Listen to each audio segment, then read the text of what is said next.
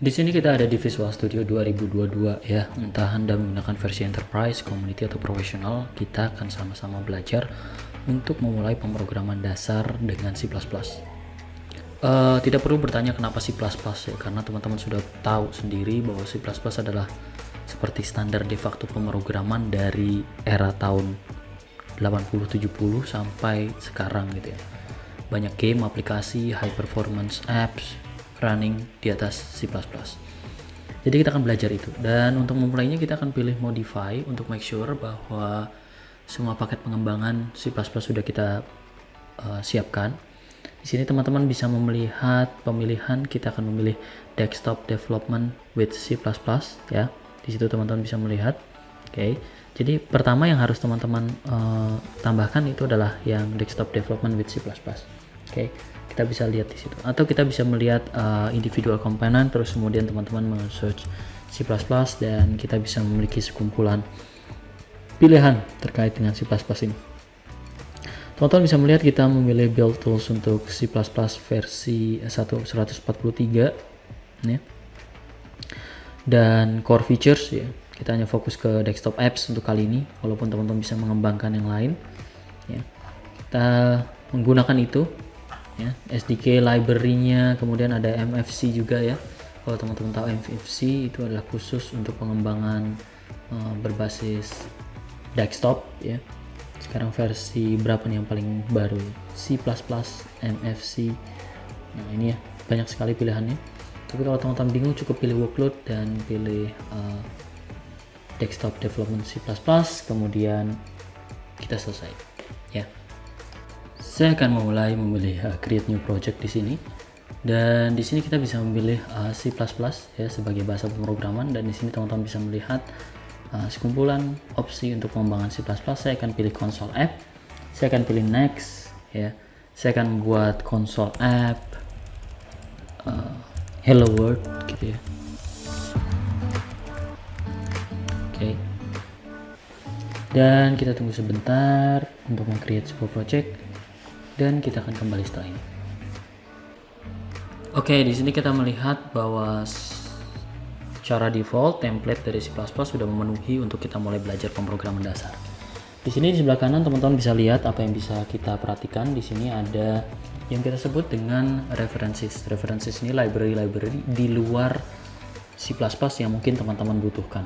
Ya, jadi di luar standar library yang mungkin kita butuhkan.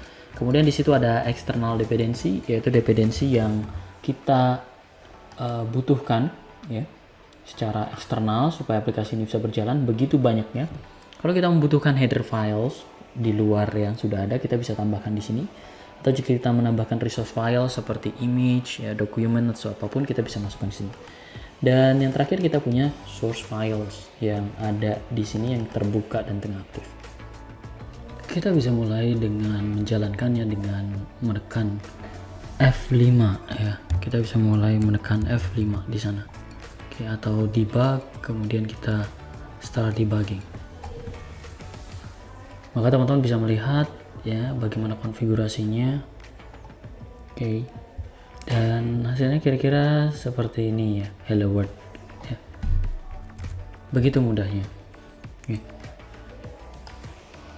Sekarang kita akan mencoba mendeklarasikan sebuah variabel. Mendeklarasikan sebuah variabel di C++ itu tidak sulit ya, teman-teman hanya cukup mengingat bahwa variabel itu harus memiliki yang kita kenal dengan tipe data, misalnya integer ya. Kemudian kita beri nama variabel tersebut, misalnya kita beri nama variabel x. Kemudian kita bisa melakukan manipulasi terhadap variabel tersebut, misalnya x sama dengan 3 tambah 2 ya. Oke. Pada saat kita sudah melakukan hal seperti ini ya, kita melakukan proses operasi ya.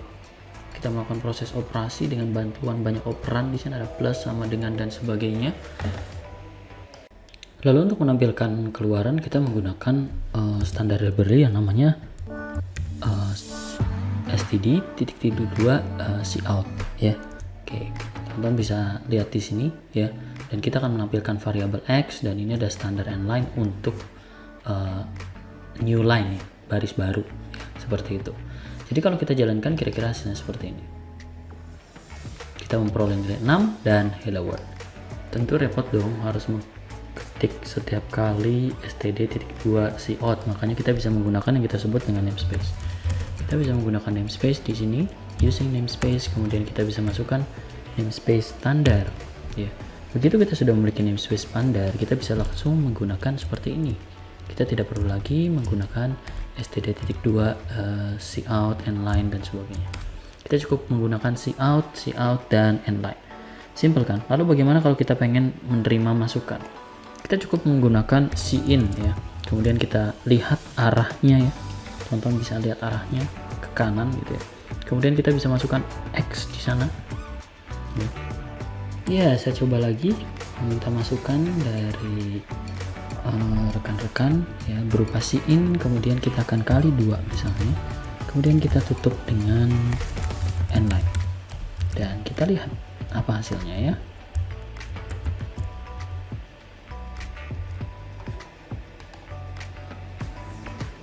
Maka teman-teman bisa melihat kita memiliki nilai 6, kemudian kita mengklik 12 dan hasilnya ya 12 dikali 2 sama dengan 24 ya, simple seperti itu. Jadi di video kali ini kita sudah mempelajari struktur folder C++, menyiapkan untuk instalasinya di Visual Studio. Kita juga sudah diperkenalkan dengan konsep namespace ya, cout, cin, dan pengenalan variabel. Sampai jumpa di video selanjutnya.